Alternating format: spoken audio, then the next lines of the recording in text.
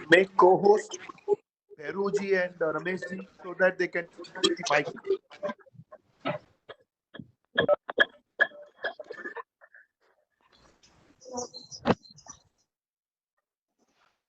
Authorities on Ayurveda.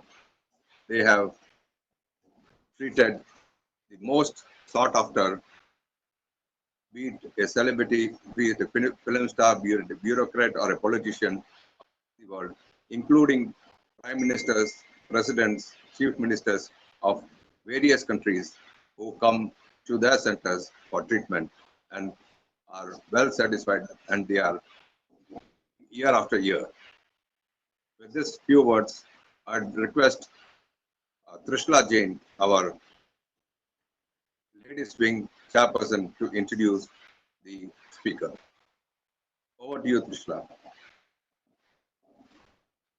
Good morning, everyone. Thank you, Rameshji, for this opportunity to introduce an amazing Ayurvedic doctor. So, Mr. Shailu Suresh holds a double master's in biochemistry and master's in biomedical engineering. She has more than 20 years of working experience in Singapore, holding senior administrative lecturing and management posts at various government statutory boards, including private healthcare at Mount Elizabeth Hospital, overseeing hospitals operation for 4 years and running hospitals for Parkaway Healthcare in India as the CEO for about 2 years. She also set up a one-stop health and wellness center in Singapore, offering traditional Indian medicine called Ayurveda, yoga, meditation, and astrology in 2010. She started her second outlet in Singapore called the Ayurveda Pharmacy in 2014 and third in Siglap Center on 20th Feb 2016 with plans of expanding in India in 2020. Shailu is born with one of India's greatest traditional Ayurveda house called the Ayurveda Pharmacy and has royal roots as well. She is granddaughter of great visionary and Ayurvedic physician late Ayurvedic V. Ramavayar. Shailu's father, late Sri Kerala Verma Kunjappan Rampuran, is from Cochin royal family known for the rich culture heritage. So, we welcome Mr. Shailu Suresh.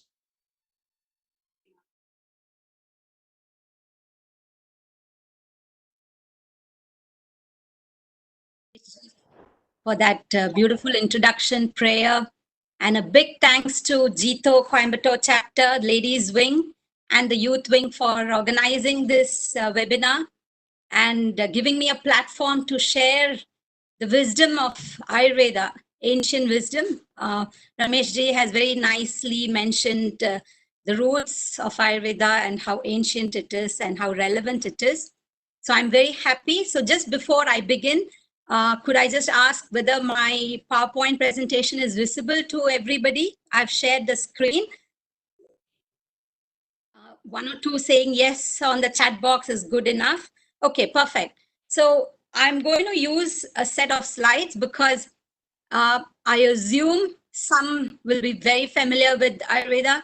Some might be 80% familiar, some would be 50, and some may not be familiar. So I have to use a deck of slides to make it easy for you to connect with what I'm speaking. So once again, thanks to Rakeshji for that prayer. I was very impressed that this is the first webinar I'm having where we start with a prayer. That's our Indian tradition and culture, and let that continue. So I'm Shailu, no more introduction required. I'm an Ayurvedic lifestyle practitioner apart from working in the hospital environment, and that is my passion. Ayurveda, coming from an Ayurvedic family, I'm very happy to share the knowledge and wisdom it has with all of you. So here we go.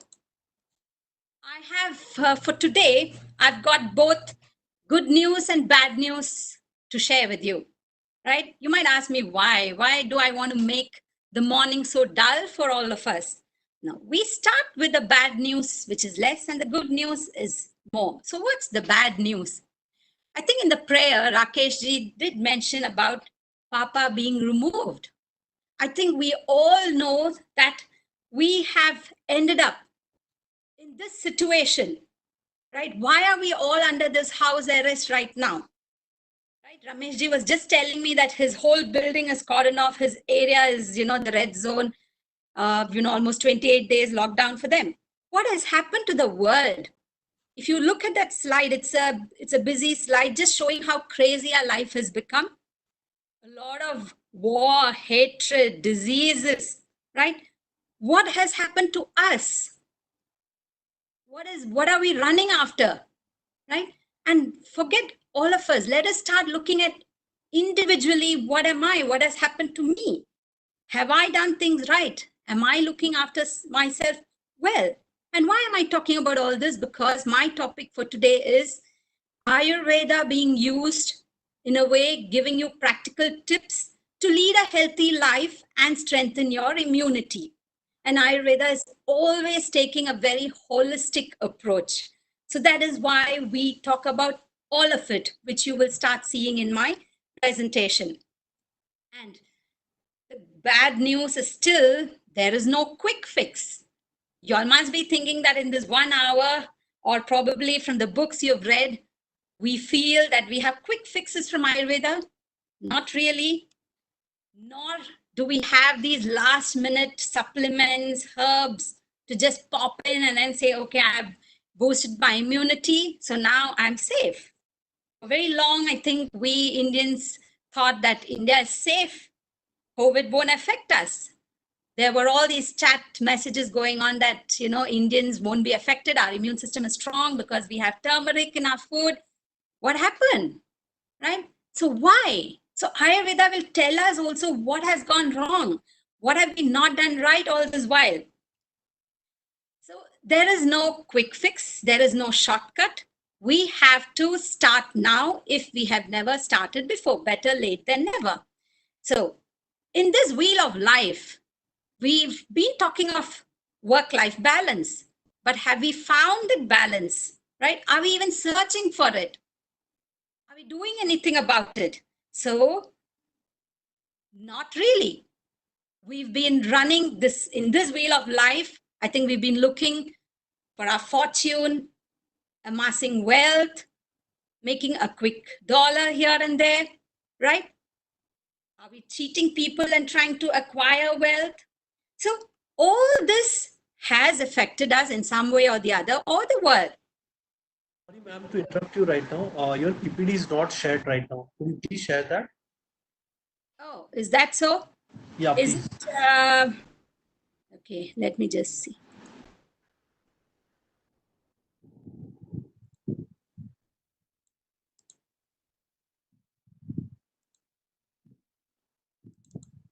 Yes, now we can see that. Thank you so much. Where did you all lose me? At which? Did you all see this part? We have not seen this one. Okay. So I was just talking about, I was just telling how we are, or man has been spending a lot of time running after acquiring wealth. Are we cheating? Make it your, sorry, please make it your PPT full screen. It is like, coming into short. Done. Sure. Maximize window. I will. Okay. Yeah, Now perfect. it's Now full it's screen perfect. mode. Perfect, Okay. perfect. Thank you. So I am getting back to where we were. So I think man has forgotten that his true wealth is health. We've been spending a lot of time in this rat race, trying to build businesses, trying to amass wealth. But did we spend enough time looking after ourselves? No, not really. So that now is the testing time, whether we've done it or not. Have we built up our immune system? And that is why now everybody is looking for some solution or the other to boost immune system. Ayurveda is being looked into. The ministries are looking into it. China has also used traditional Chinese medicine for treating patients in the hospital. So now suddenly we've paused It's good that we've paused, taken a break, and started looking at it, because the true wealth is our health. Sharira madhyam kalu dharma sadhanam, we say. If your health is not good, even your mission in life will not be achieved. We are not able to achieve our mission if we don't take care of our health. So now, what is Ayurveda? How is Ayurveda going to help us? Ayurveda, the definition, of course, is all over in the dictionaries, in our books. It is the science of life. It's actually telling us how to lead our lives. And the first 3 lines, I liked it because I've been attending an e-conference in Ayurveda, which is it's going on right now, organized by Ayurveda Pharmacy, my uncle, Krishna Kumarji. So in that, a doctor mentioned that disease is new. That is, COVID-19 is a new virus. Man is not new. He's been there. He's existed for very long. He's old. But Ayurveda is eternal. That is so true. The principles of Ayurveda have never died. 5,000 years back, what was written is valid until this day. In fact, people are now looking into it and realizing, my God, so powerful are the messages. So powerful are the recipes there. So powerful are the formulations in there. Right? So what is the philosophy that I've picked for our topic today? What have I picked so that you can apply it in your day-to-day lives and start making the change? Anyway, we've been stuck. We have taken a break. We have slowed down in our pace of life. So let's do this. So the key word I'm going to use is balance. So balance with nature and environment. You will get to know why. And balance within yourself. The body, mind, soul interaction and balance is very important. This balance that we speak of is not just a work-life balance. We always hear this word work-life balance. Now let us focus some time on balancing ourselves with nature and balancing ourselves within ourselves. Now, why nature? For those who know Ayurveda, who've read about it, who've practiced it, I think it's nothing new. But for those who don't, we have this concept called the Panchamahabhuta, or the 5 elements. And I have to mention it because that is what it is all about, right? So as you see in the PowerPoint, it is fire, earth, air, water, and sky, or space, or ether. These 5 elements are common in nature, in plants and animals, and in us. Now, in us, how do you see it? It comes into 3 powerful energies called the Vata, Pitta, and Kapha. So every time you see an Ayurvedic person, an Ayurvedic doctor, all that you hear is Vata, Pitta, Kapha, Vata, Pitta, Kapha. Yes, because that is the basis. And that is in our body in a unique proportion. Rameshji mentioned that. All of us are different as per Ayurveda. That is because the combination in which you have this Vata, Pitta, Kapha made of these 5 elements is in a unique proportion. So we are very well connected with the nature because of these 5 elements. And I will tell you how we need to stay in balance with nature.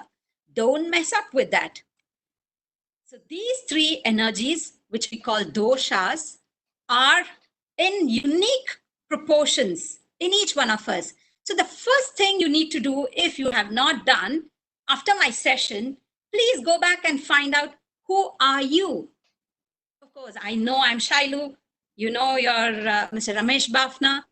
No, I'm not talking of that identity. Like, as per Ayurveda, who am I? What is my constitution? We have a specific constitution. And based on that, Ayurveda will tell me how to lead a balanced life. So there is one example there, which is a person with the more Pitta, secondary Kapha, and third Vata. So like this, all of us have a particular permutation and combination. Go find out, do some online quizzes, and then tell, oh, okay, now I think I know I am Vata predominant or I'm Kapha predominant. Get to know that, right?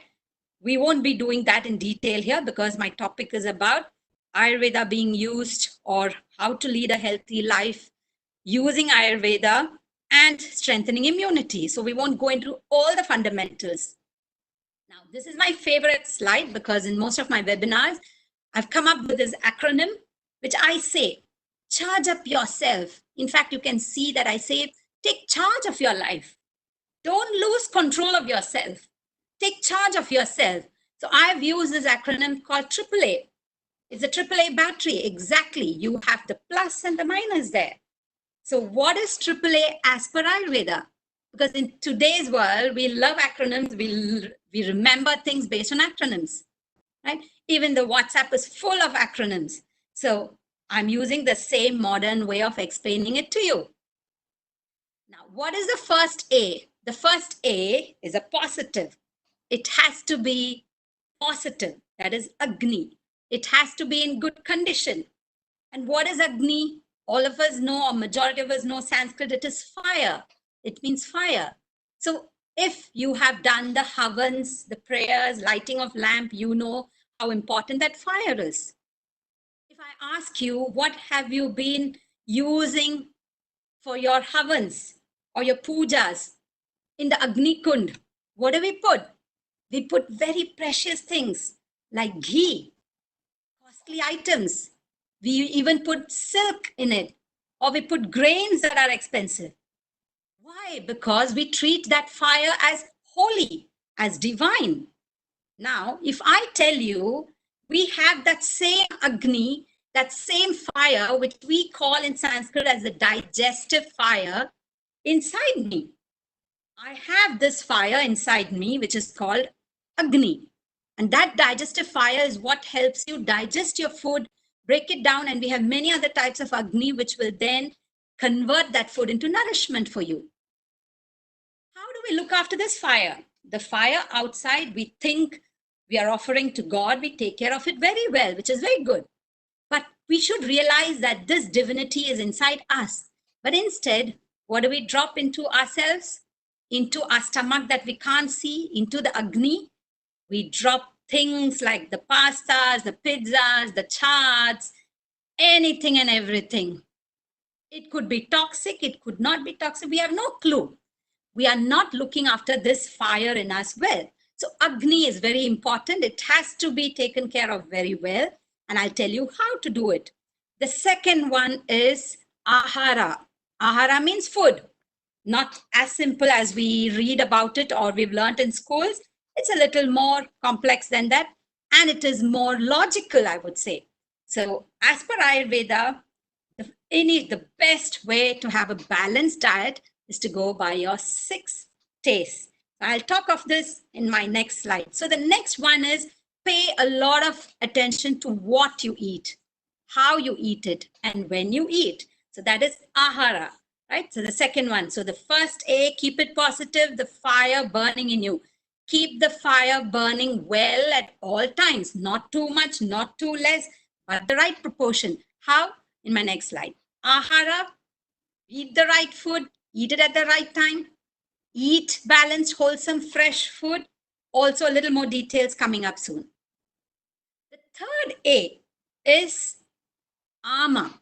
Ama means toxin. So in Ayurveda, Ama is a very important topic, very important. You have to take care of it as well. So just like I said, the A has to be, the Agni has to be positive, the Ahara has to be positive, nourishing. Ama has to be removed. That is why I call it A negative, right? It has to be removed. Toxins are a no-go.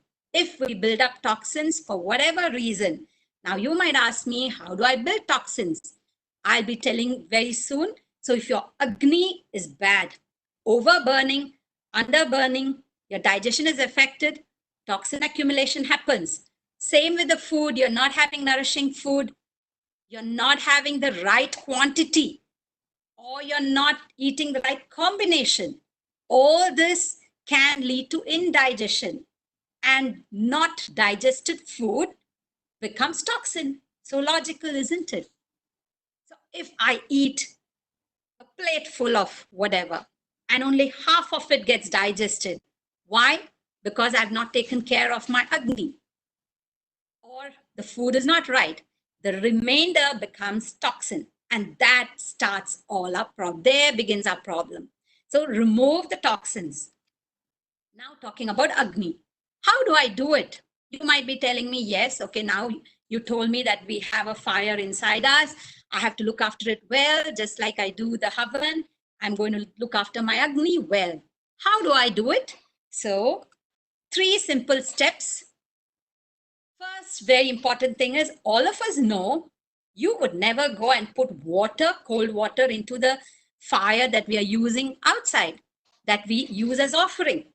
A lamp is never blown off and you only light it, right? So similar concept, don't dampen it. How do I dampen it? Many of us think that coming from an outside hot environment like Singapore, which is so hot at all times, you come back, open the refrigerator, drink cold water, cold drinks, and then you think, wow, I've removed the heat from my body. I've cooled myself down. Logical? No. Ayurveda very clearly tells you, in fact, even modern science tells us that our body functions at 37 degrees centigrade, ideal temperature for the enzymes to function. So please don't change that by drinking cold water, especially before you eat your food. Because the moment you're getting ready for food, your enzymes are getting ready to receive the food, there you go and then change the temperature, drink cold stuff, and then you're dampening the fire. So keep the fire burning. Don't overload it. Very important. So same thing for many of us who know how to light a fire in the pit, know how to light the barbecue pit, or know how to start the Agni Kund. You keep the firewood in such a position that air can enter. Same concept, your Agni inside your stomach has to be taken care of. So you don't fill up your stomach until here, beyond the stomach and all the way until our neck, our nose. Sometimes we stand up, fill in a little more. Just because I've paid 500, 600 rupees or 1,000 rupees for a buffet, I must make sure I eat all of it. I must taste all of it. No, please eat in moderation, half full, so that your stomach has space for air and water and your fire continues to burn. Then only digestion will happen in the proper manner. So don't overload. Do not overuse it. Give it rest. Take breaks, especially at night. So the best rule is eat when you're hungry. When you're hungry, it tells us, the body is telling us, your food, your previous meal is digested. Okay, I'm ready now. Give me the next serving. Go ahead and eat. But instead, we keep snacking. We keep having coffee, tea. It's become a habit. Don't do that. So have it at regular intervals. Once in a while is okay, but have regular timings to eat. And night, please give your Agni, your digestive system, a complete break. That's why doing a long fast at night, having early dinner and then fasting is going to give it rest. All the digestive system cells that were working very hard will start repairing itself, getting fresh for the next day, right? So 3 things for Agni, you don't do all these and it'll be burning right. Now, for some reason, you think that my Agni is not burning well. It is very feeble. How do I know? How do I know that it is not burning well? The moment you eat and you feel bloatedness, you will know it, right? If you eat and you feel light and you're still able to work, that means your Agni is burning well. Your digestive fire is in good condition. The moment you eat and you feel bloated and you feel like not comfortable, don't go and have an antacid. That's not the solution. Make sure the fire burning happens properly or bring it back into condition once again. So for that, Ayurveda does have herbs. For everything, we have herbs. In fact, every plant on earth has medicinal values. That is how Mother Nature is so kind to us, right? So Trikatu is a combination of these 3, black pepper, long pepper, and dry ginger. It is sold as proprietary medicines. It is sold very easily in many places, or you yourself can crush it, powder it. Even if you don't have long pepper, go with these 2. Just have a pinch of this for those who feel that their digestive system is not working well or they have this bloatedness. And if you really don't know what's your problem, consult an Ayurvedic doctor. So this takes us to the next A, which is Ahara. Ahara is food, like I told you, but it's not just equal to food. In Ayurveda, we are even told how to eat, when to eat. In our school, they don't tell us, don't eat while driving. Don't have your sandwich while you're driving. One hand on the steering wheel, one hand eating the sandwich. Everything is given to us so in detail.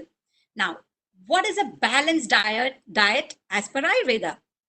As per Ayurveda, a balanced diet is that meal which has all 6 tastes in it. If you've never heard of this concept of 6 tastes, 5 tastes you would have heard.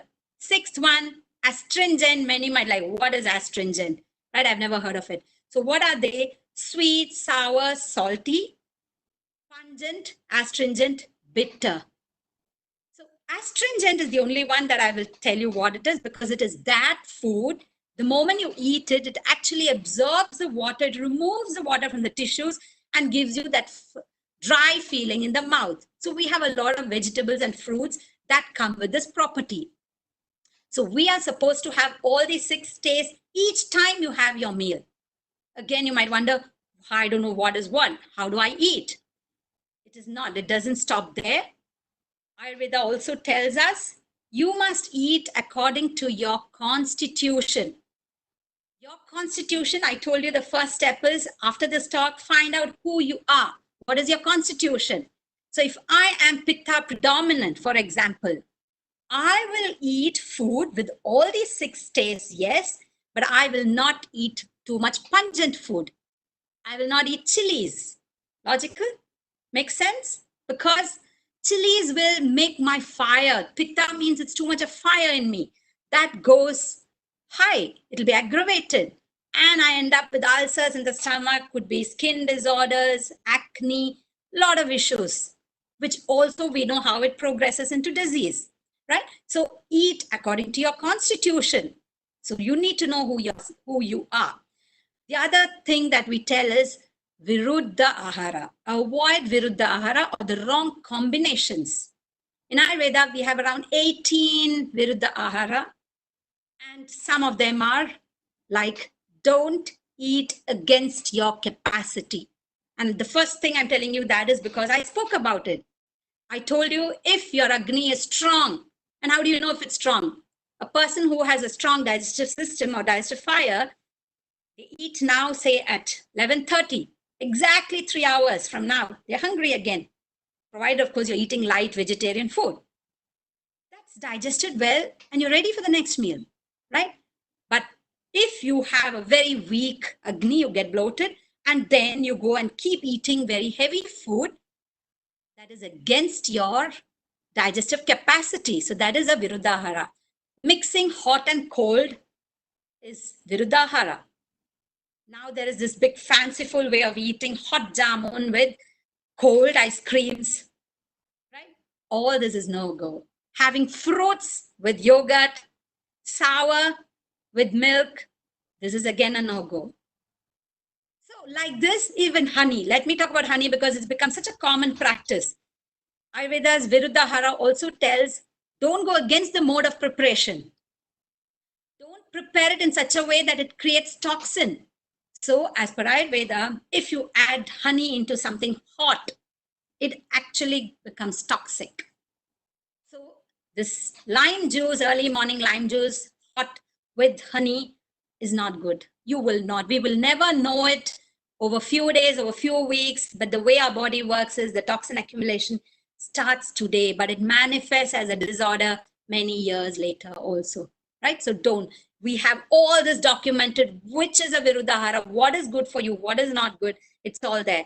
My topics, when I do nutrition in detail, I go into all these specifics. Now, the second one I would say is follow the Ayurvedic clock. Is there something called an Ayurvedic clock? I only know the normal clock, that I see, the circadian rhythm that I follow day and night. 6 a.m. to 12, 12 to 6. No, there is an Ayurvedic clock.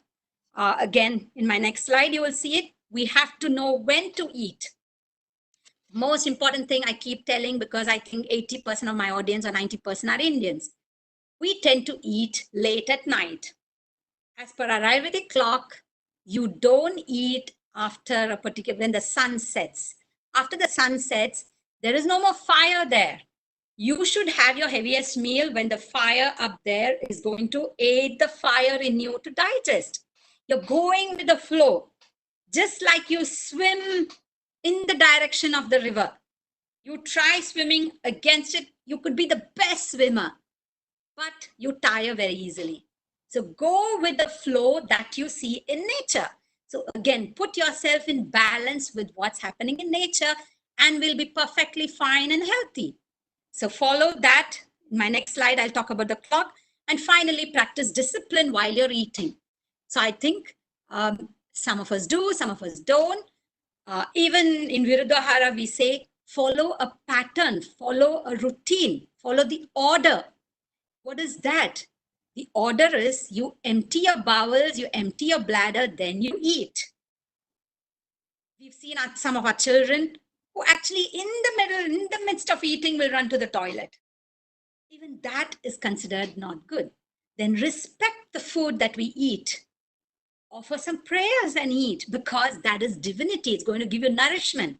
I told you the fire in us is divine. Even the person who cooks food, I always mention this in my talks. The person who cooks food for us, by the way, since today is Mother's Day, happy Mother's Day to all the ladies, all the mothers out there, because we mothers do most of the cooking. Of course, a lot of fathers do. No offense against the men out there, but happy Mother's Day, because every person who cooks food for the other person has to cook with a lot of love, a lot of positivity. The negative thoughts in them affect the food, right? So all this is what we mean by ahara. Have it in a balanced way. So are we what we eat? Now that I have told you Agni and ahara, if I ask you, are we what we eat, or what are you what you digest? It is what you digest. You could eat the best food, the most nourishing food, right? And in Agni, you can start with ghee, because ghee is considered extremely nourishing, pitta pacifying. But if your Agni is not in good condition, you're not going to digest well. You will end up with ama. So you are what you digest and not what you eat. So the third one is ama or toxins. I told you, if digestion doesn't happen properly, you accumulate toxins. And if we accumulate toxins and we don't remove them, they block channels in the body. Shrotas, we call. You start blocking the passages of flow. The cell-to-cell communication is lost, right? So this is a dangerous one. Has to be A negative. Remove it regularly. Don't let it, don't ignore it, and don't leave it there, because the longer you leave it there, it slowly moves out of where it was formed, and it goes into the rest of your body, and it manifests according to your constitution. So if your pitta has gone out of order, your pitta creates toxins which will move very easily to the skin.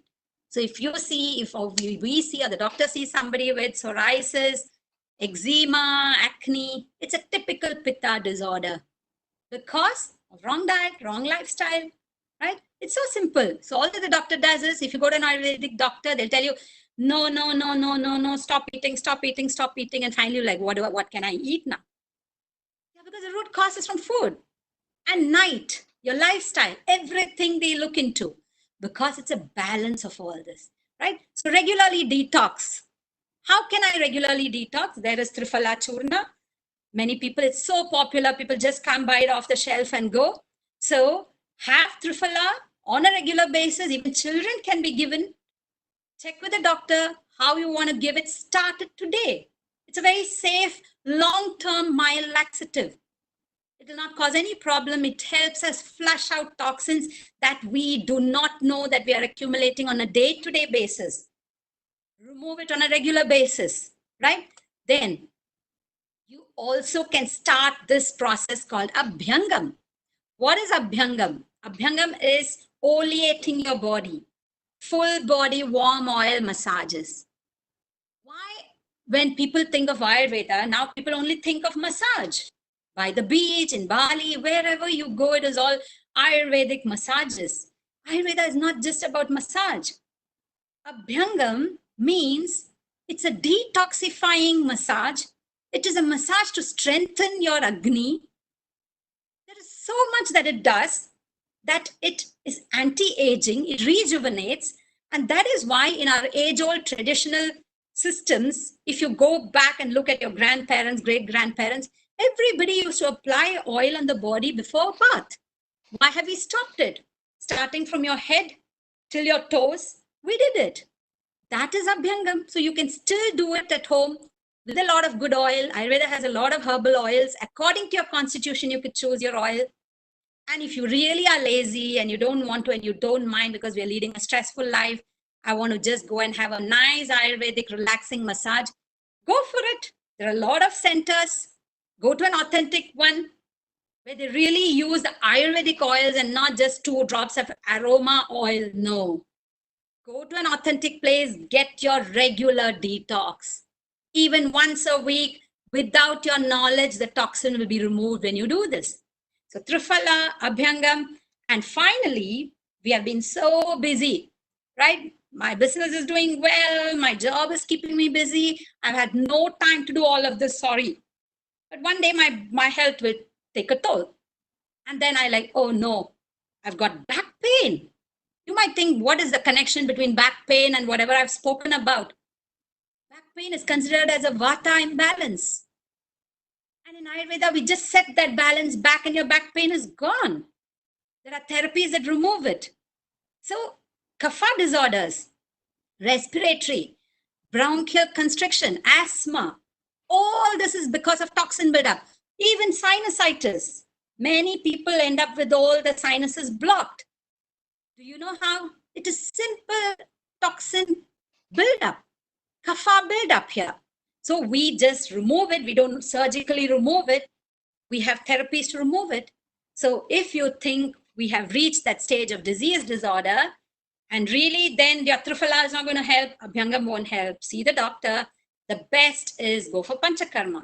So Panchakarma is not just to remove the disease, even on a regular basis, once a year, go for a Panchakarma, spend a few dollars, spend a little rupees so that your health is wealth. Take a break. When I tell, our customers or our patients, come for a 28-day Panchakarma. What do I do for 28 days? How can I give up my job for 28 days? Now what are we doing? In Singapore now, we've already crossed 30 days. We are 37 days into our lockdown. We could have easily done a Panchakarma. So once a year, do a Panchakarma so that your toxins are removed and flushed from the system.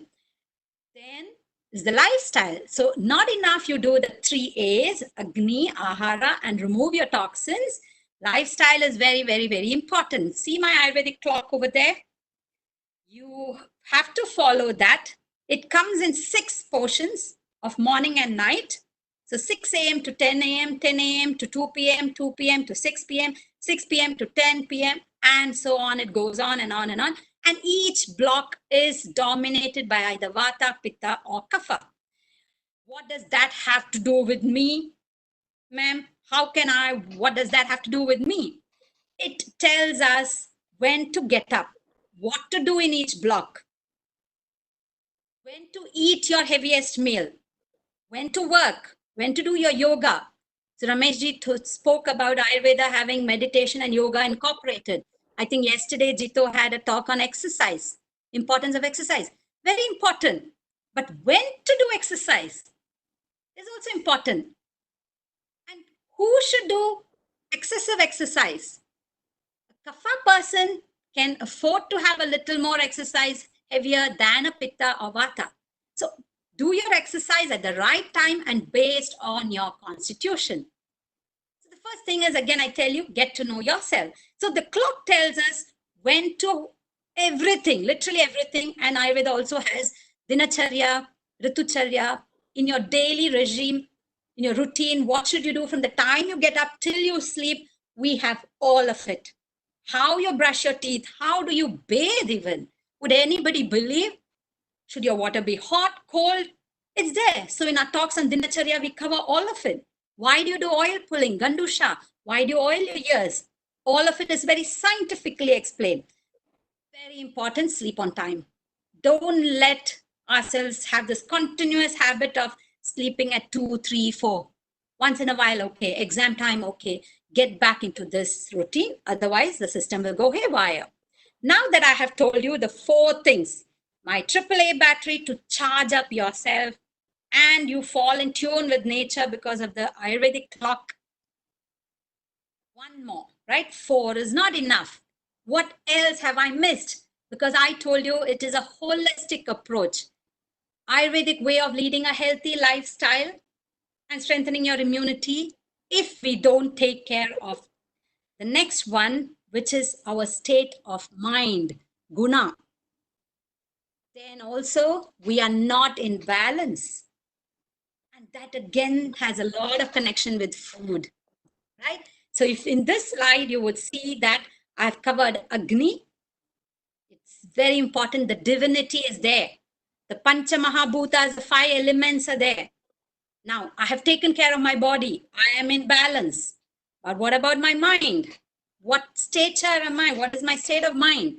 The type of food you eat decides that also.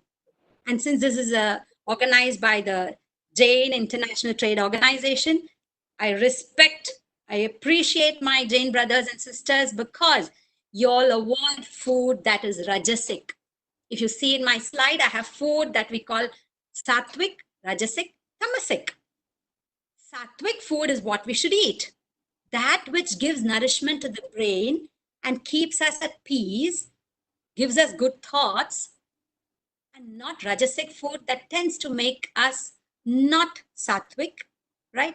A little more aggressive, a little more passionate, not clarity, there's no clarity of thought. So things like, because people always ask, you know, when you have an Ayurvedic lecture, they say, what is wrong in eating onion and garlic? Onion and garlic has medicinal value. Yes, but it is not required on a daily basis because it's considered rajasic. Unless your doctor gives it to you as medicine, you don't need it. We can, if you look at our food in the past, we didn't have it because we are telling ourselves to take care of your mind, the state of the mind, right? Even potato, tomatoes, eggplant, the nightshade vegetables we avoid. It has a very scientific basis. As per Western medicine or as per science, they have something called glycoalkaloids, which actually interfere with the nerve stimulation, the transmission of the impulse, nerve impulse. So we avoid it. It has substances very close to nicotine. So in Ayurveda, it is considered rajasic food. Why? Because it doesn't give nourishment to us. It actually has, there's something called vipaka in Ayurveda, where after you digest food, after you eat it, the taste change. And that is vipaka. And that is more of a vata, or it is a sour and a pungent taste. So when you have these nightshade vegetables or onion garlic, inside our stomach, they get converted into pungent and sour taste, which is very drying. You get joint pain. It dries up the tissue there. Inflammation happens. So that is why we avoid rajasic food. And tamasic food is something that just makes us so lethargic, so heavy. I don't feel like moving. So don't have this too often. Everything is in moderation. Yes, sometimes we do have all of it. Once in a while is okay. Have it in moderation is fine. But take care of guna because it's the body, mind, and soul interaction. Very important. In balance, you need your mind, soul, and body. And you might say, okay, now that I've given you all the 5 tips, Agni, Ahara, Ama, to be removed. Don't forget, remove it, right? Then we spoke about lifestyle. And finally, the gunas, the mind also, please look after that. Do good seva. So we are giving back to the society. So balance between your mind, soul, and body, that brings us to what we call, let me get back to my previous, that gives us ojas, prana, and bala. That is about immunity now, because now the hot topic on earth is immunity. Everybody is looking at a fast track method to get to this, right? No, if you do all of this, this automatically happens. We don't need to specially take care of this. So bala is in Sanskrit something that actually, you can actually say very close to immunity.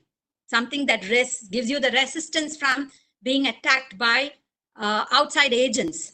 By the way, toxins is not only formed by the food we eat or whatever we accumulate. Toxins come from the environment, just like these bacteria and viruses that attack us, by the radioactive elements. So all these toxins have to be removed, right? So if you take care of all this, you're actually preventing yourself by being attacked by these agents. That is bala. Prana is your vital force. So that's where your pranayama helps, yoga helps keep that vital force, prana, alive. And finally, what is ojas? Many people say ojas equal to immunity. Not really. Ojas is that vital essence when you are completely healthy. All your tissues in your body are functioning well. Everything is in balance. Then you will feel energetic. From the time you wake up till you go to bed, you're so energetic. You radiate energy in your eyes, in your voice, in the way you carry yourself, in the way you behave. You don't fall sick once in a while. But even if you fall sick, you recover very fast. This is ojas. That is the essence of life. Essence of healthy living is ojas. And the saintly people go beyond ojas. You can say that, you can even say you see the tejas in them. They're so calm. You just sit with them. You will feel that vibration and the radiation of positivity. So this all has so much of meaning. So you don't need to specially take care of these. If you do all this, automatically this falls in place. But since we are on the topic of immunity and I have I've got 5 more minutes. I started my talk at 2:15. So 5 more minutes and I'll end up with my talk and we can open up for question and answers. So immunity according to Ayurveda, modern medicine directly only tries to neutralize or remove the agents that cause disease. So now we are desperately trying to find a vaccine that can, stop all these viruses from attacking our body, right? We know how to remove them. That is modern medicine. Ayurveda actually teaches you how to improve your self-defense, make your body fight against it. Your natural resistance, your bala is improved, your prana is improved, your ojas is improved. So first thing to do all this, but I said is know yourself. Second is when you know yourself, empower yourself. Empower yourself in such a way that nothing can disturb you, right? Nothing can disturb you. And of course, we have to go through all these immunizations and things like that because even in a vaccine, the vaccine will only protect you against that particular bacteria or virus, not against everything that is out there. So every few years, see, when did SARS happen? 2003. 17 years later, you have the next SARS-CoV-2. The same version coming back in a different form 17 years later. So how do we know that it's going to end here? In our lifetime, we might. I'm not being negative, but let us be prepared. So know yourself, empower yourself, make your body stronger so that you become your natural defense mechanism. So that is where everybody is telling us now, at least start boosting up your immune system. Start taking care of yourself. But I will never tell you to take the shortcuts and just pop in a few pills here and there. That doesn't help. So prevention is better than cure. And that is exactly what Indian Ministry, Ayush, is doing. Very happy that we have all these general guidelines. See the first one telling us to take Chyawanprash, golden milk. I don't need to teach all this because this has been floating around in WhatsApp. Follow this, right? See, drinking warm water, even drinking jeera water or cumin seed water, antioxidants will help you do it regularly because antioxidants remove the free radicals and you're boosting your immune system without your knowledge. But 1 day, 2 days doesn't help. It has to be a routine throughout your life, right? Start it now. Daily practice of yoga, pranayama, turmeric, all these herbs, which now I will talk about the last bit about rasayana. It's because Chyawanprash is mentioned. Why are we taking Chyawanprash? Now that I told you about the 5 things, how do I prevent the disease from entering myself? And suppose I have gone through the disease, I've come out of it, whatever disease, I'm not just talking of COVID, right? Even a cold, flu, anything. or we've had other illnesses like typhoid, so on and so forth. When you come out of it, how do I prevent myself from falling sick again? So entry, and when you recover, how do I keep myself strong? For that, we have an Ayurveda called Rasayanas. Rasayana, one example here is Chyavanprash, because it is the most powerful one with Amla. If you saw the Triphala, it had Amla in it. Amla is like a wonder fruit. It has 5 of the 6 tastes that I spoke about. The 6th, only one taste which is missing in it is the salt taste. All the others are there. It's so powerful. In Rasayana Chikitsa, they use this, and that gives you a lot of nourishment. So Rasayana is used for prevention rather than curative. Some of it helps even with cure, which I'll show you in the next slide. So when can you have Rasayanas like this? Before you fall sick, which means take Chyavanprasham regularly for years. Nothing is wrong.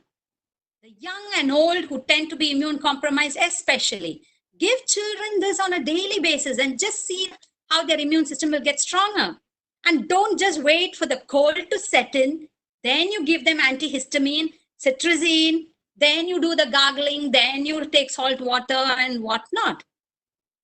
Do this on a regular basis. The Chyavanprasham will help you. That's the best. Only if you have diseases, disorders, diabetes, etc., check with your doctor if you can have it. After you come out of an illness, we are not God, right? We do fall sick. We are human after all. So when we fall sick and we recover, we come out of it, continue your Rasayana treatment. Take something that suits you. One is Chyavanprasham. It has all that you want: antiviral, antifungal, antibacterial. It clears up your mucus, your respiratory tract, right? And it's made of amla. We Indians know how good it is. It's the richest source of vitamin C. You don't need to run after our oranges and lime and so on. This is the best.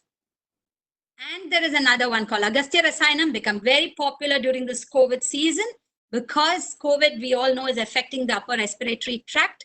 Mucus formation, very dangerous.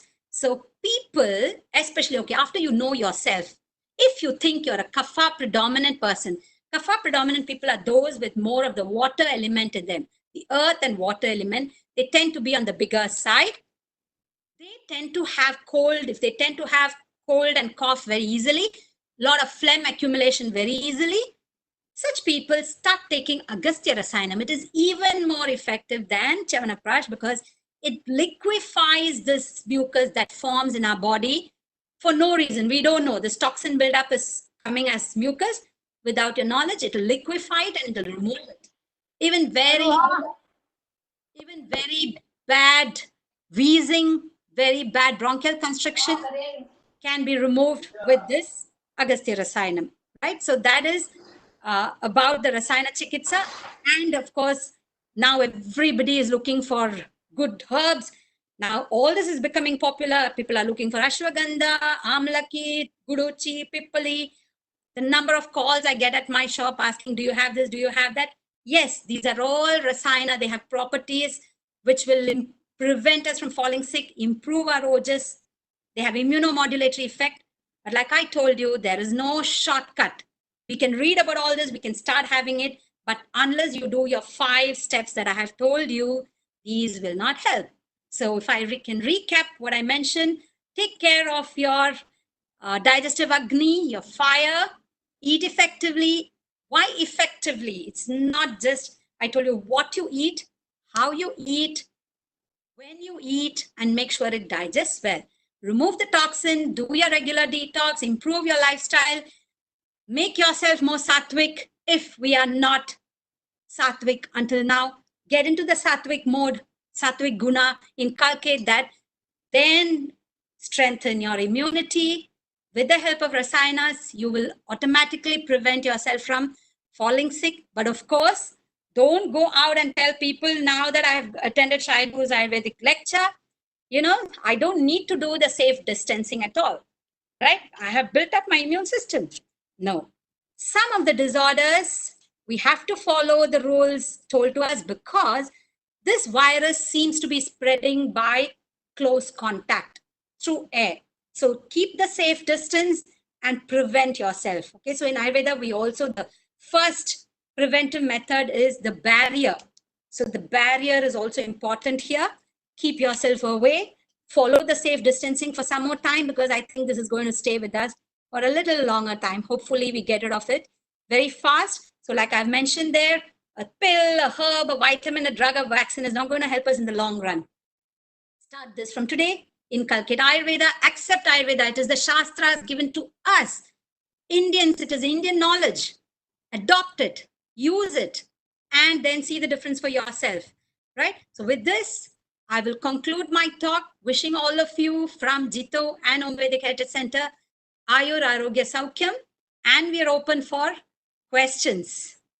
How to control, I already see questions coming up. Okay. Just a second, I need to see where I see the questions.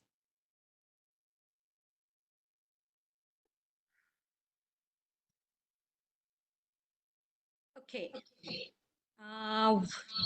Yeah, you can see on your chat box. Yes, I'm just looking for it.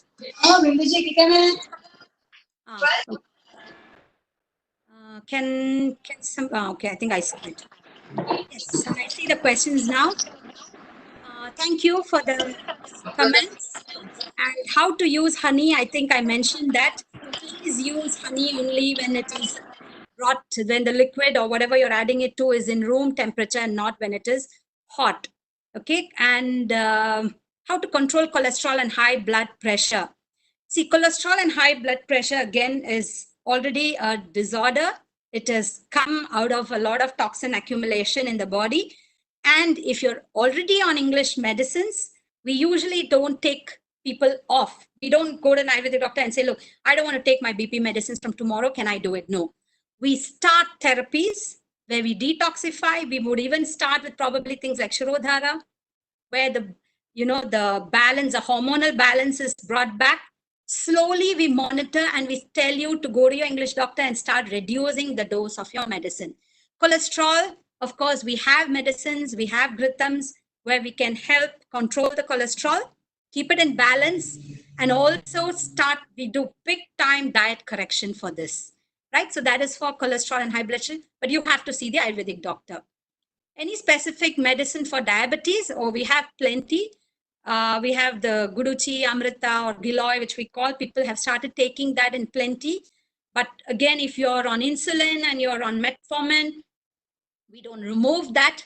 We add this on so that we slowly bring the balance back in the body and start reducing your dose of a medicine that you've been taking. So the earlier you come, and when you see the symptoms setting in, start Ayurvedic medicines before you get, especially we help people with thyroid issues also. Before you get into the thyroxine, we very well can control that. So the earlier you listen to your body signals, that's what I can tell you. The first symptom, the first signal, go and visit an Ayurvedic doctor, correct your diet. Okay, so any Ayurvedic food after 50 years for health, if you're more than 50 years, of course, the best thing I could say is keep it very light. Okay, so that's relevant to me too, 50. So I keep it light, try to skip dinner, because dinner is a big culprit for us. We just cannot digest. We should realize that our organs are also aging with us. So eat light food, eat some cooked food. I did not mention this. Raw salads is a no-go, because when you have raw salads every day, you're actually making your Agni work very hard. When you cook it, it's easy to digest. So eat cook, moist, warm food and keep it light. Okay, and try to keep your dinner very light or nothing at all. Even better still, start getting used to soups or something light in the night. Can you share your presentation by email? Definitely, I will send the PDF file to probably Urvashi, who's organized this, and Ramesh ji. I will send it to them. They could circulate it to you all. Most of your talk can be related to the excellent. That is why I appreciated my Jain brothers and sisters, because you all give a lot of importance to the guna, the sattvic mind, and the way you practice it in your day-to-day life, and your food is excellent. I wish more people take on to vegetarianism, especially because vegetarian food is sattvic, right? Easy to digest. All the greens give us more oxygen.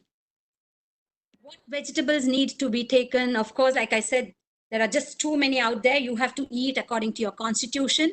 Get to know what is your constitution. Even I wouldn't say everybody must eat a lot of green leafy vegetables, right? So there is no one standard answer or one quick fix or one solution for everybody. We eat according to our constitution. Too much of greens doesn't go very well with people with high pitta. What fruits need to be taken? I think the questions are general. Like I said, Ayurveda is very, very, very specific. But I can tell you what we should not have. So for vegetables, I said avoid the nightshade vegetables. Potatoes are no go. Eggplant, it's a craze in our Western food. No go at all. It can cause all this arthritis problem, vata, wind. Potato also causes wind. I think we all know that very well. Tomatoes, so all this can be avoided. Fruits, similarly, eat. One thing I miss telling is, don't eat a platter of fruits. Don't mix everything. Eat one fruit at a time, right? Because we don't know the vipaka of this. Vipaka means the post-digestive taste. That wrong combination might give us problem. So fruits is important.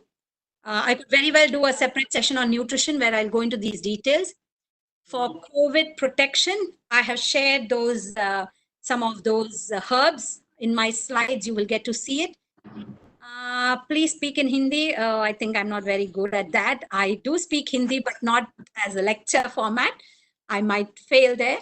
How can social distancing be maintained during massage? Hence, at this time, we are all closed. Sadly, our therapy centers, even mine in Singapore, we have closed. We are not doing massages because, yes, we don't know who is coming with the flu, asymptomatic especially. So no contact. We are only dispensing medicines, e-consultations. So no, let the problem be sorted out. Let the curves flatten in almost all countries. Then we get back to this. So do it on your own, right? Do your massage on your own at home. Any medicine for gallbladder stone? Yes, plenty. Plenty of medicines for gallbladder, kidney. Again, I wouldn't mention the medicines names here because we have to see the doctor and take their advice. Things like Gokshura, we have herbs. So, but the doctor is the best person because they even see your pulse, see what is out of balance, and then prescribe according to your ailment. Should we stop massages for time being? Preferably, yes, please, especially if you're going to an unknown place. If somebody at home, you doing for your young children, all that is fine.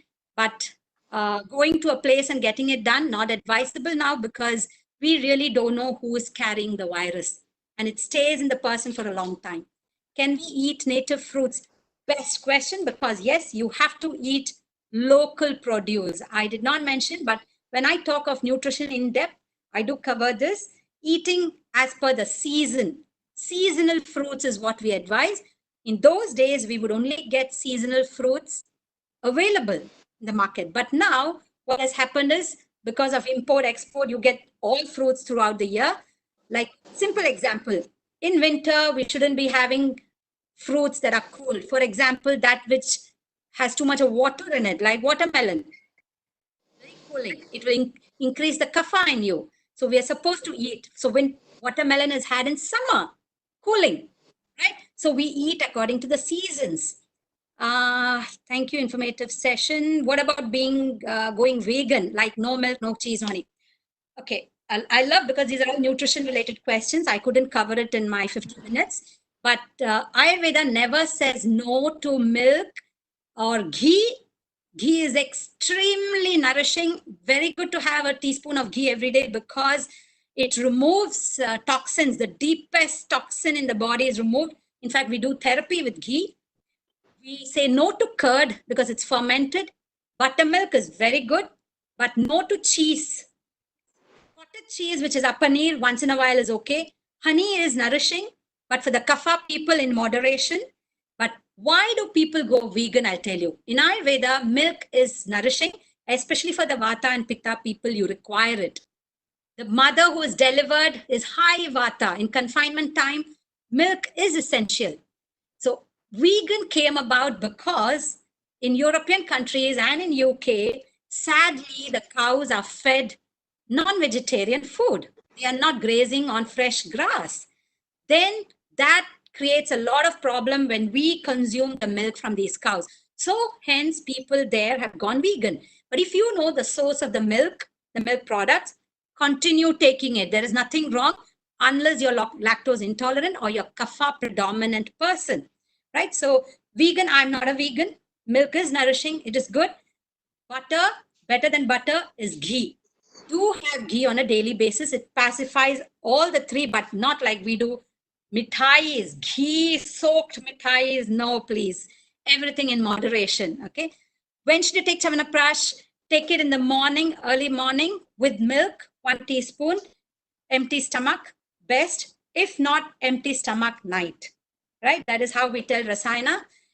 Empty stomach night means what? You've eaten at around 6 o'clock, 6:30, finish your dinner before the sun sets.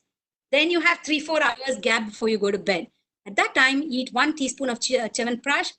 Over that, sip milk. If you can't sip milk, have warm water.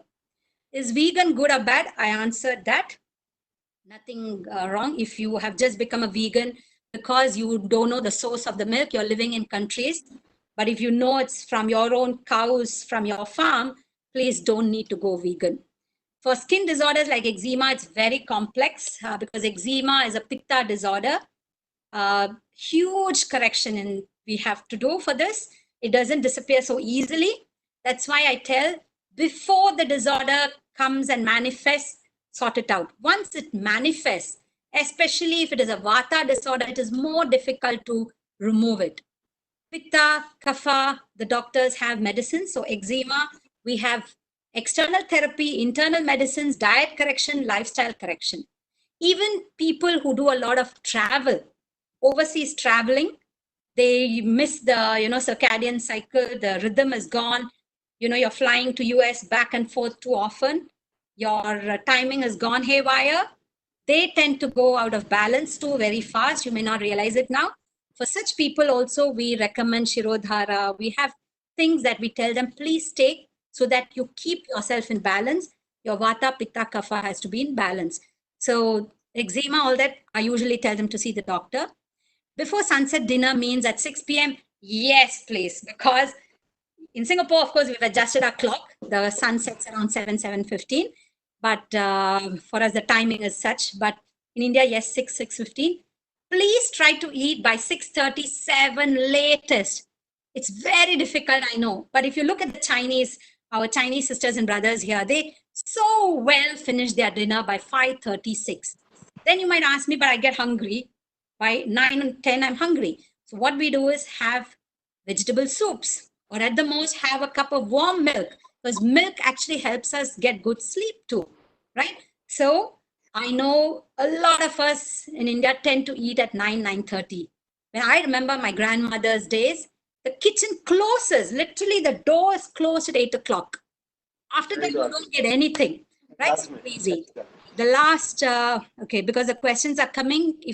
Do we have time for these questions, or should I continue, Ramesh ji or Ranjit ji? Morning, how much of a gap should we have after I think you can continue. People are quite interested, and I just want Perfect. to ask you one question, madam. Yes, please. In allopathy, there is no treatment for gallbladder. Yes. When you go to a doctor, the first thing he says is, please remove your gallbladder. Yes.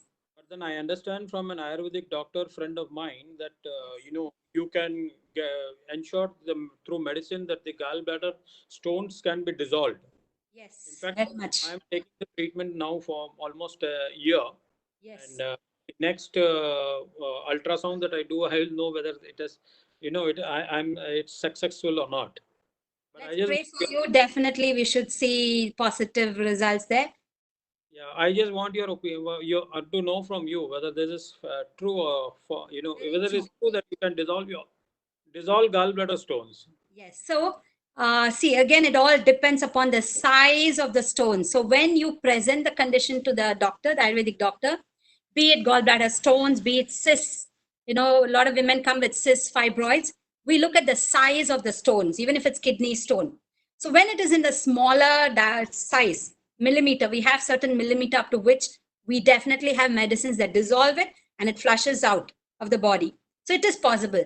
But when people come to us, when it's really big, it's already causing pain, obstruction, then it can get dangerous.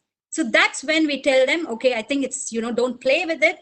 Please see the doctor. If it's getting inflamed, infected, then we tell them, no, don't play with it. But if you come early, very easily treatable, we have medicines. We can save the gallbladder from being removed. In fact, in Ayurveda, there is no organ that is a vestigial organ. Everything is of use, right? So allopathic way is, of course, structural correction, right? You have a problem with the backbone, we do a surgical correction, we fix the bone, right? We do not do structural correction, but we will bring the functionality back.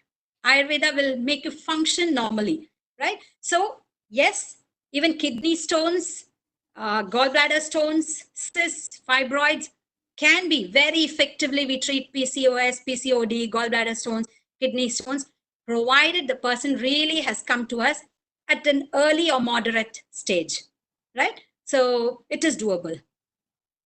This is something which is very common, but then can you advise us, like what precautions you need to take if to avoid all this kind of, the kidney stones, gallbladder stones and all this? Any basics? See, diet also forms a part of how we accumulate these things and the way we eat. So stone forming food is the first thing. Anything that tends to accumulate the calcium in us or our absorption is not right. Two things the doctor would set right. One is the Agni, like I said. We might be wondering why. Actually, I'm not eating that sort of food, but why is this happening? Right? That's because the doctor might have to first sort out your digestive fire. If the Agni is not proper, first thing, go sort that out. They will make sure that your digestive capacity is good. So they will give you medicines like Indukantam Kashayam or Indukanta Ghritam, just to make sure your digestive capacity is doing well. Of course, the doctor has a range of things that they play with. Then they will tell you things like tomato, for example, tends to have a lot of stone forming substances in it, right? So too much of that, if it was part of your diet, we will say remove it because that aggravates the situation. Now, if you already have the stones, you don't want to worsen it, correct the diet, but now you need the medicines that will break it down and flush it. So that's where I mentioned something like Gokshara is very effective in breaking and dissolving these sort of stones, right? And then, of course, the massages. So we also have external therapies in Ayurveda, which is not just Abhyangam. We have many, many types of therapies where the oil takes the herbs into the skin, into the organs, and then helps you flush it out. So it's not just internal, we also have external therapies like Shirodhara. People wonder, how can you sort out skin problem by pouring, we pour buttermilk, medicated buttermilk on the forehead. What is the logic between curing eczema or psoriasis by pouring buttermilk on the forehead? We control the glands, the hormonal glands, through the oil poured over your skin. Skin is the largest organ in the body. So anything sent through the skin directly reaches your cells and we can detoxify. We can help with this toxin removal. So stones is also considered a toxin because it's going to block. I told you it blocks channels, it blocks obstruction, flow of the fluids, right? So yes, I cannot tell you what to have and what not to have like this, but there are a lot of things. In general, this is what we will do. But if you're seeing an Ayurvedic doctor, I'm sure they've given you a whole list of do's and don'ts already. So stick to that. And somebody asked me about Chanaprash, what is the gap we should have before we breakfast? Usually we give at least half an hour to 45 minutes gap between anything. If you're taking Kashayam or any Lehyam before breakfast, half an hour, 45 minutes will be enough. 1 hour will be even better. Can we eat 3 or 5 course food? See, and we don't have this concept of 3 course food, 4, 5 course, 10 course food. Like I told you, it is a balanced meal. As long as you have the 6 tastes in it. I can just have a thali with my rice, ghee, dal, vegetables, but it should have all the 6 tastes in it. So that is my balanced diet. So make sure your 3 or 5 course food follows the Ayurvedic concept. Can we have cooked food for breakfast? You should have. See, having cornflakes, at least, okay, it is soaked in milk, but having dry salads, having dry fruits, again, I must tell you, we all think dry fruits is very healthy. Not for all constitutions. If you are a Vata predominant person, Vata means they have the air element dominating in them. For them, dry fruits aggravates the Vata. So for a person who's Kapha, with more water in him, dry fruits is okay. So we cannot try to keep dry fruits in moderation. Fruits, one fruit at a time. Don't have a mixture of fruits. The Virudahara I mentioned, but best is cooked food, steamed food, like the idli, dosas, right? Anything that is easily digestible, even the steamed banana. See, the steamed Kerala banana is extremely nourishing. So early morning steaming banana and having it gives us a lot of energy. So that is good. Of course, again, in moderation. Then where is your treatment centers? Okay, in Tamil Nadu, our headquarters is in Tamil Nadu. Like I said, I'm from Ayurveda Pharmacy, Coimbatore. We have 3 hospitals in Coimbatore. So I'm also from Coimbatore, so I'm very happy that I'm doing this for the Coimbatore chapter, by the way. Our headquarters is in Ramanathapuram, Trichy Road. So that's where our Dhanvantri temple is, and our first hospital that my grandfather started in 1943. That is there. And then the second one is in Navakare. Third one is in Mangare. So it's all around there. Then we have a lot of treatment centers. We even have it in some of the Taj resorts in Kerala. So we have collaborated with a lot of resorts, a lot of places, because more the merrier, more such authentic centers. I think more people should adopt the Ayurvedic way of life and start going for these sort of therapies and doing regular detox, right? So these are the centers. We have clinics. Apart from the treatment centers and hospitals, in the 3 that I mentioned are hospitals, we have treatment centers in Chennai, Coimbatore, many places actually. The whole list is there, I think, on the website. We have more than 900 agencies and branches, in fact. So, and in Singapore, we have 2 of them, which I've been running for the past 10 years. Any natural home detox suggestions? I think I had mentioned the Triphala. That is the safest to start with. Triphala is the 3 herbs or 3 fruits, 3 phal, Amlaki, Vibhitaki, and Haritaki. Start with that. A lot of gurus are also preaching Triphala these days. As they speak, they do talk about Ayurveda because it comes from our Vedas, it comes from our Shastras. And one thing they commonly tell people is go vegetarian, do detox, right? In detox, they do mention Triphala.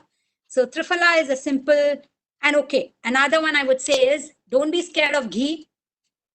Take ghee in moderation. Start your food, your first spoon with ghee, a little bit of ghee, salt, and that rice stimulates your Agni. In fact, ghee pacifies Pitta, Vata, and Kapha. But like I said, if you're already having, ghee mitai, ghee this, ghee that, then no. So for those who don't have ghee at all, start having a little bit of ghee. And those who are having too much of ghee, cut it down, because mitai, again, has a lot of sugar, processed sugar, refined stuff, again, is not considered wholesome food. It creates toxin, right? That is why we say no to white sugar. Get it out of your diet. People have started switching to jaggery, good, all that. That is much safer. In Bangalore, can you suggest a good center? In Bangalore, Ayurveda Pharmacy only has a clinic, but we do have many good ones. I have come across some very good ones that follow very strict regimens. One such I have seen is the Ayurveda Gram. They are run pretty well. There are quite a few, in fact, but unless I stay there and I experience it, I wouldn't know. But there are quite a few. There is one in HSR layout, which is running more like a hospital. I think it's called Good Earth or something like that. But there are good ones I could recommend. If people contact me, I usually tell them where to go to, because the doctor needs to be very strict. They have to be very strict with the patient. Then that center is a good center. Traditional Rajasthani breakfast is ghee and khakra. Is it good? Yes, like I said, ghee is nourishing. Khakra, see, another thing I didn't touch upon is We eat according to our environment also. We eat according to our surroundings. So if you go to the colder parts, in winter, the way we eat is different. Summer, you eat is different. So if you go to Kerala, they eat the red fat rice. It's okay, you can digest it. In Rajasthan, kakra and ghee. Why ghee? Okay, you're adding ghee because you're improving the nutritional quality of what you eat, right? You're already pacifying any vata, pitta, or kapha imbalance in it. And even for vegetables, you cook it in ghee and eat it. It will even remove any toxic formation there. Any imbalances that it has by nature will be removed. So kakra is not bad. But like I said, eat in moderation. Don't overeat, right? Eat half full. If you think 2 kakras is enough, stop with 2 kakras, right? And I've seen the consumption of yogurt. Curd is also commonly had in North India, in Tamil Nadu. We love yogurt, right? Actually, Ayurveda says no to yogurt. Buttermilk is safer. But again, Ayurveda also says habit. The body gets used to something that you are constantly having. So until you fall sick, then you remove yogurt. Otherwise, it's part of your diet. You've gotten used to it from small. Our body has gotten used to it. It is fine, right? But the key word, the rule of the thumb is everything in moderation. So 2 kakras, okay. You know 3 is too much for you. 4 is like, I can't get up from here now. Please don't do that, okay? Medicine for thyroid, BP. Like I said, we have medicines. I'm not an Ayurvedic doctor and we never prescribe anything like this. We do 8 or 10 methods of diagnosis. We look at the tongue, we look at the skin, we look at the nails, we look at your eyes.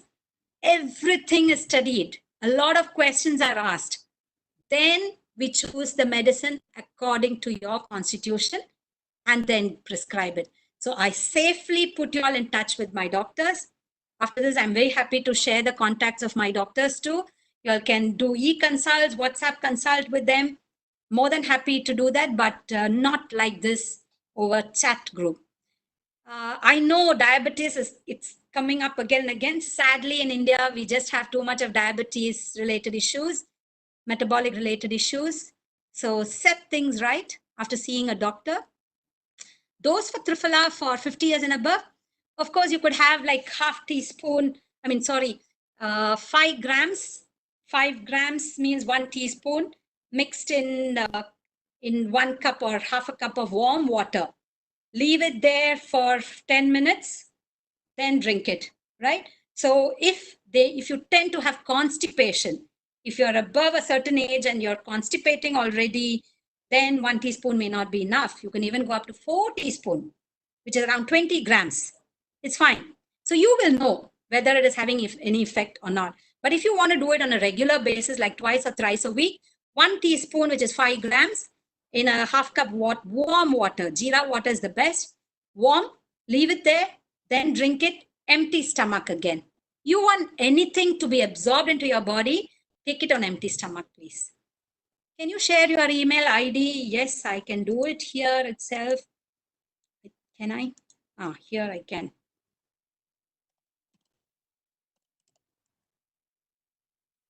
It is just that. It's my company, Vedic@gmail.com. So my name is, of course, Shailu.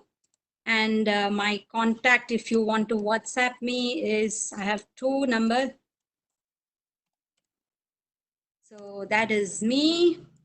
And I have an Indian number too, which is. So I think right now you will see me on WhatsApp using my Indian number. Even though right now I'm in Singapore, I got stuck.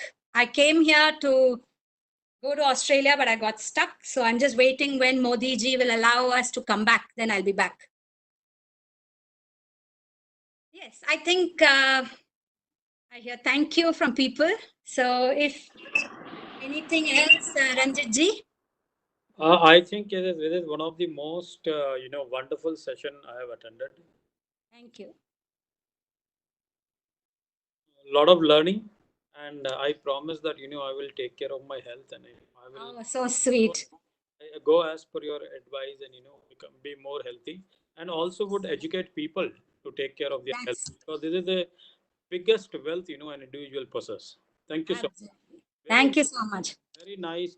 Your oration was very nice. The way you have articulated, the way you have presented in such a nice format. It's so easy to understand and so easy to make a note of it. I've been making notes of it, so Oh, great. I will certainly come back to you, Ma. Great. Thank you so much for that. It's all God's blessings.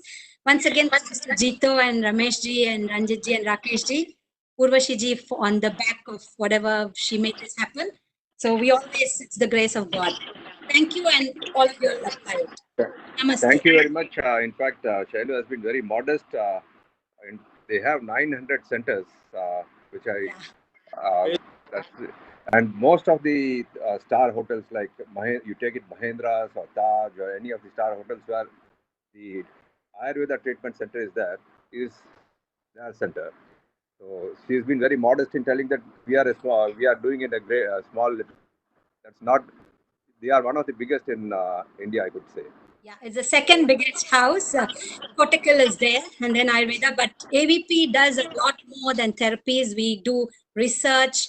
I think it's the only Ayurvedic house that has gone into extensive research. Even now, we're getting a lot of funds, and right now, as we speak, an Ayurveda conference is happening. So my uncle and my grandfather, I think the work they're doing, or my grandfather has done, is tremendous. So yeah, trying to offer to the world as much as we can. I think even Modi, the first person whom he discussed with about Ayurveda was our uncle Krishna Kumar. I have a clipping of that. Yeah. He called Krishna Kumar ji and had a consultation of how COVID can be avoided by Ayurveda. So that is the level of contacts and that is the level of understanding they have with the government. In fact, I unofficially I come to know that Modi ji comes to Coimbatore for his treatment very often to ABP. And Vajpayee was, of course, very regular, in fact. He was our patient, and my uncle is the first person to get Padma Shri in Ayurveda. So you're right, absolutely. A humble appeal, if this presentation can be shared so that people who have not attended, we can forward it to them and educate them and also create. It is there. We have the recording on YouTube, so we can celebrate as well. Yeah, it is there on YouTube as well as Facebook. Yeah, Facebook. Yeah, both. So I would like to thank Ramesh ji and Bhairu ji and the entire team behind this wonderful webinar. I am telling you, of all the webinars, so many, I have attended almost 25-30 webinars so far, but then I find this webinar to be very different, very interesting, very educative. Thank you so much. Yeah. So any other questions, or can we go in for the vote of thanks? I think it's already 1:12, almost quarter past 1. So we have overshooted our time. Anyway, thank you, Shailu, very much for your valuable time. And I would like to request our Vice President, our Joint Secretary, Alkesh ji, to propose the vote of thanks. Alkesh ji, are you there?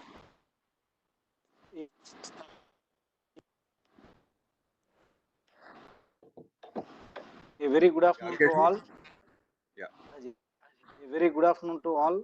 I thank the host for coordinating such a wonderful webinar on Ayurvedic way of healthy living. I also thank TNAP, Jito Chairman Ranjit ji and Secretary Nikhil ji.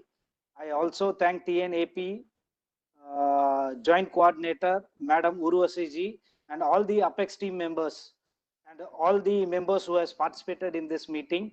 One and all, thank you all. A special thanks I would like to mention Indra sir, who has been very cooperative. The moment I told him that we need a YouTube link or a Facebook link, immediately he said on the spot, yes, I'm doing it. And before we could hang up on the phone, it is done. I really appreciate your efforts. Thank you, sir. And thanks a lot. Urvashi, thank you very much. It was a great session. And of course, the host needs a special thank. And our speaker has really enlightened us. Thank you very much. Thank you. Have a good day. Hope to see you in Coimbatore very soon. Yeah, me too. Thank you. Thank you. Bye-bye. Bye-bye. Bye-bye.